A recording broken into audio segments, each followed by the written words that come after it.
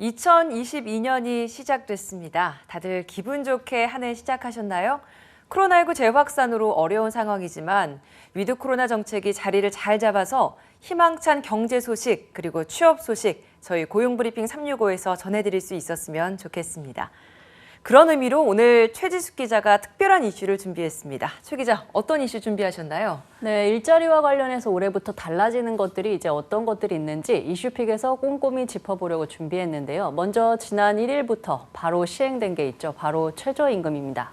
올해 최저임금 혹시 얼마인지 알고 계시나요? 최저임금 저희 고용브리핑 365에서도 이미 전해드린 바 있습니다. 9,160원이죠?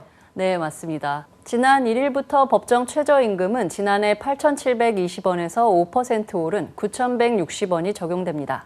일주일 소정근로 40시간과 주당 유급조유 8시간을 포함해 월 환산 기준 209시간을 적용하게 되면요. 월급으로 환산할 때 191만 4,440원이 됩니다. 근데 최근에 최저임금 인상률 추이를 보면 올해는 5% 인상이 됐어요. 근데 이게 최근 10년 사이를 보면 가장 적은 인상폭이더라고요. 네, 그렇습니다. 2018년과 2019년 당시 최저임금 인상률이 10% 이상 크게 올랐습니다. 하지만 2020년과 지난해는 각각 2.87%와 1.5%로 급격히 낮아졌는데요.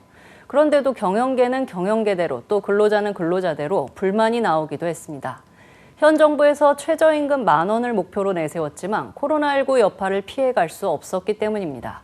그래서 진통 끝에 이렇게 합의가 됐고 지난 1일부터 적용된 겁니다. 네, 두 번째로 올 한 해 달라지는 일자리 정책 가운데 눈여겨봐야 할 정책 뭘 꼽을 수 있을까요? 네, 우선 이번 달부터는요. 퀵서비스와 음식 배달 종사자, 또 대리운전기사 등 플랫폼 노무 제공자도 고용보험에 가입할 수 있게 됩니다. 사업주가 직접 운영하는 플랫폼과 사업주는 아니지만 사업주와 이용 계약을 체결한 플랫폼 또한 고용보험 신고와 납부 의무를 다해야 합니다. 플랫폼 근로자가 점점 늘고 있는데 반해서 이들을 위한 보호책이 좀 부족하다 보니까 여기에 대한 앞으로의 좀 변화도 많이 기대가 되는 것도 사실입니다. 어떻습니까? 네, 그렇습니다. 고용노동부에 따르면요. 플랫폼 종사자는 2020년 22만 명에서 지난해 66만 명으로 3배나 늘었습니다. 1년 만에 3배가 증가한 건데요. 코로나19로 인해 더 가파른 증가세를 보인 겁니다. 코로나19를 버티지 못한 영세 자영업자가 플랫폼 종사자가 되고 일자리를 잃은 노동자도 플랫폼 쪽으로 밀려왔는데 손쉽게 일감을 구할 수 있는 이점 때문으로 보입니다. 하지만 플랫폼 종사자의 월 평균 소득은 192만 원으로 일하는 시간에 비해 사실상 낮은 단가를 받고 있는 데다 고용 불안정도 단점으로 꼽히는데요. 올해 고용보험 적용을 시작으로 이런 취약점이 조금씩 나아질 걸로 보입니다. 네, 기대를 해보겠습니다. 세 번째로 어떤 정책을 눈여겨봐야 할까요? 네, 우선 이번 달 27일부터 시행되는 중대재해처벌법입니다. 산업재해로 노동자가 숨지면 사업주 또는 경영책임자가 처벌받는 법안인데요. 하지만 지금도 많은 노동자가 목숨을 걸고 일터로 나가고 있습니다. 산업 현장에서 여전히 인명사고가 반복되고 있기 때문입니다. 네, 아직 시행을 앞두고 있는 상황에서 고용노동부에서도 집중 단속에 나서기도 했잖아요. 근데 봤더니 준비가 잘 되고 있지 않았던 부분들도 많이 확인이 된 바 있습니다. 이 부분 네. 어떻게 좀 시정이 될까요? 일단 올해 시행을 앞두고 지난달부터 고용노동부가 집중 단속에 나섰는데요. 그 결과 중소규모 건설업과 제조업 10곳 중 3곳은 여전히 안전관리 조치가 미흡하다는 지적을 받았습니다. 네. 특히 산업안전보건법 위반 사업장 대비 사법조치 비율을 업종별로 따져보면요. 건설업이 77%로 제조업보다 20% 이상 높았는데요. 건설기술은 향상되고 있지만 안전관리 의식과 역량이 여전히 부족하다고 평가할 수밖에 없는 상황입니다. 오는 27일부터 법이 시행되는 만큼 꼼꼼한 준비로 안전한 일터를 만들어갈 필요가 있겠습니다. 네, 이런 상황이라면 사실상 법이 시행이 되더라도 과연 현장에서 잘 적용될 수 있을까라는 우려가 나오는 것도 사실입니다. 네, 실제로 50인 이상 중소기업 중에 절반가량이 한 달 뒤에 시행될 중대재해처벌법 준비가 부족한 상태라는 조사 결과도 나왔습니다. 네. 가장 큰 이유로는 의무이해 어려움이라는 답변이 40.2%로 가장 많았고요. 전담 인력 부족도 35%로 높은 비중을 차지했습니다. 이런 상황에 비춰볼 때 현실적으로 법안이 안착하기까지는 시간이 걸릴 걸로 보입니다. 네, 또 눈여겨볼 정책 혹은 달라진 정책들 어떤 게 있을까요? 네, 장애인들의 이제 경제활동 참여를 더 높이기 위해 만들어진 고용장려금 정책을 꼭 소개해드리고 싶었는데요.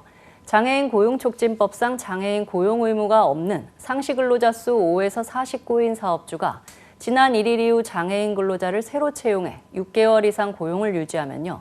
최대 960만 원을 지원하는 제도입니다. 신규 고용 인원은 최대 2명까지 인정됩니다. 장려금 지원액이 꽤 큰 것 같은데 지원 항목이 좀 나눠져 있습니까? 네, 그렇습니다. 장려금이 성별이나 장애 정도에 따라서 다른데요. 근로자당 월 30만 원에서 80만 원씩 최대 12개월분까지 지원을 받을 수 있습니다. 가령 경증 남성의 경우에는 월 30만 원, 중증 남성의 경우 월 60만 원이 지급되고요. 경증 여성과 중증 여성에 대한 장려금은 각 45만 원, 그리고 80만 원을 지원받게 됩니다. 사실 장애인 고용을 위한 최소한의 노력조차도 하지 않는 곳이 여전히 많은 게 현실이잖아요. 네, 그렇습니다. 고용부는 장애인 고용촉진법에 따라 50인 이상 공공기관과 300인 이상 민간기업 가운데 장애인 고용 의무 불이행 기관 명단을 해마다 공개하고 있는데요. 장애인 고용률이 일정 기준에 못 미쳐 경고를 받고도 신규 채용이나 구인을 하지 않은 곳들이 수두룩했습니다. 국가지방자치단체는 2곳, 공공기관은 28곳, 그리고 민간기업은 485곳이나 됐는데요. 법 자체가 유명무실한 현실에서 공공기관이 앞장서고 있다는 것 자체가 부끄러운 일 같습니다. 네, 그렇습니다.